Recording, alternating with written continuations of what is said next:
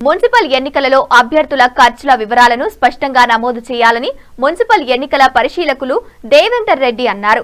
కొమరంభీం జిల్లా కేంద్రంలో సమీకృత జిల్లా కలెక్టరేట్ భవన సముదాయంలోని ఎన్ఐసి వీడియో కాన్ఫరెన్స్ హాల్లో 2వ సాధారణ మున్సిపల్ ఎన్నికలలో విధులు నిర్వహిస్తున్న ఫ్లయింగ్ స్టాటిస్టిక్స్ సర్వేలెన్స్ బృందాలు, media certification and monitoring committee, video surveillance CMC బృందాలతో సమీక్ష సమావేశం నిర్వహించారు. ఈ సందర్భంగా మున్సిపల్ ఎన్నికల జయ పరిశీలకులు మాట్లాడుతూ అభ్యర్థుల ఖర్చులను పక్కాగా నమోదు చేయాలని తెలిపారు. చెక్పోస్టుల వద్ద ప్రతి వాహనాన్ని తనిఖీ చేపట్టాలని, 50,000 రూపాయల పరిమితిని మించి నగదు తరలిస్తే సరైన అనుమతి పత్రాలు పరిశీలించాలి. అనుమతి పత్రాలు లేకుండా నగదు తరలిస్తే సీజ్ చేయాలని తెలిపారు. అభ్యర్థుల సభలు, సమావేశాలు, ర్యాలీలపై నిఘా పెట్టాలి. దినపత్రికలలో వచ్చే పెయిడ్ న్యూస్లు, ప్రచార ప్రకటనలను, ప్రసార సాధనాలతో వచ్చే చెల్లింపు వార్తల వివరాలను, సంబంధిత అభ్యర్థుల వివరాలను ప్రతిరోజు నివేదికలు అందించాలని తెలిపారు. ఎన్నికలలో అభ్యర్థులు ఖర్చు చేసే ప్రతి రూపాయి అభ్యర్థుల ఖాతాలలో నమోదు చేయాలి. ఎన్నికలలో ప్రలోభాలు జరగకుండా ఫ్లయింగ్ స్క్వాడ్ బృందం నిఘా చర్యలు తీసుకోవాలని తెలిపారు. ఎన్నికలు ప్రశాంతంగా జరిగేలా ప్రతి అంశాన్ని పర్యవేక్షించాలని ఆబ్కారీ శాఖ అధికారులు ప్రతిరోజు నిల్వ వివరాలు, అమ్మకాల నివేదికలు అందించాలని తెలిపారు. ఈ కార్యక్రమంలో లైజరింగ్ అధికారి నదీము, ఎన్నికల బృందం అధికారులు, సంబంధిత అధికారులు తదితరులు పాల్గొన్నారు.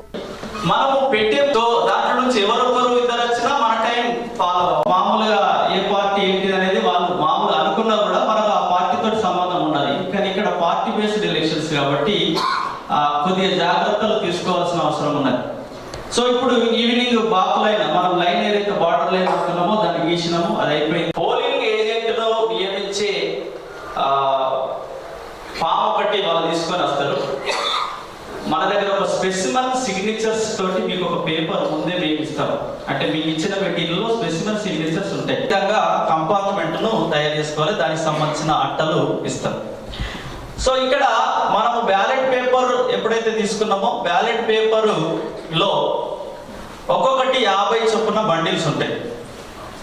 50 చొప్పున బండిల్స్ ఉంటాయి. మన ఓటర్ల సంఖ్యకు గౌరవనీయులు డిఆర్ఓ గారికి స్వాగతం. తెచ్చుకుంటే ఓకే, కానీ లేదు ఒక ఆయన సార్ నేను చేయలేకపోతున్నాను. ఇప్పుడు చాలా మంది సార్ మేము డ్యూటీ అందరికీ కొంతమంది కావాలని కొంత, అంటే అది మన ప్రొసీజర్ ప్రకారం నేను ఇది చేయాల్సిందని ఇది. ఒకవేళ పిఓ కానీ మీ టీం మొత్తం కానీ అనుకుంటే మీ డ్యూటీస్ ఎక్స్చేంజ్ చేసుకోవచ్చు, దానికి ఏం ప్రాబ్లం లేదు. కానీ ఎవరు ఏ డ్యూటీ చేసినా సమర్థవంతంగా బయలులానే చేయాల్సి ఉంటది, అది మాత్రం గుర్తుంచుకోండి. అది రాత్రి మీ బ్యాలెట్ పేపర్కి సంబంధం లేదు.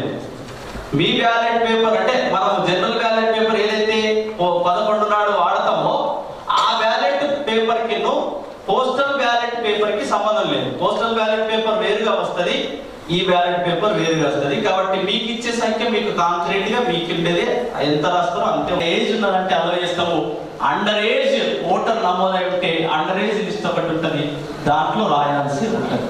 ఇది కూడా గుర్తుపెట్టుకోండి. సో ఈ విధంగా ఓటింగ్ హక్కుల క్రమంలో ప్రతి ఓటర్ను మనం అలవ్ చేస్తుంటాము.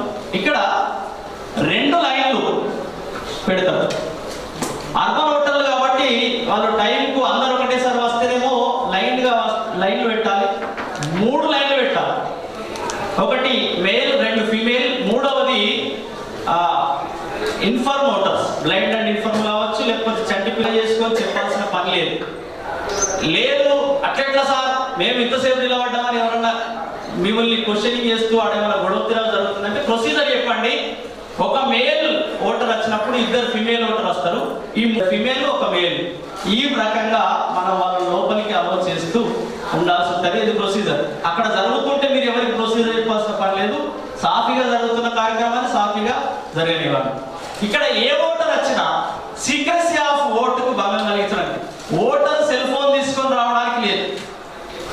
ఓటర్ సెల్ ఫోన్ తీసుకొని రావడానికి లేదు. ఒక్కడు ఏం జరిగింది, ఫోన్ తీసుకొని సెల్ఫీ పెట్టి లోపలికి వచ్చిన సెల్ ఫోన్ నాట్ అలౌడ్. కాబట్టి మీరు దాన్ని స్ట్రిక్ట్గా చూడాల్సిన బాధ్యత ప్రిసైడింగ్ ఆఫీసర్సే. కాబట్టి అది గుర్తుపెట్టుకోండి. ఇక్కడ ఆ టైంలో చాలా మంది ఓటర్లు వచ్చేది.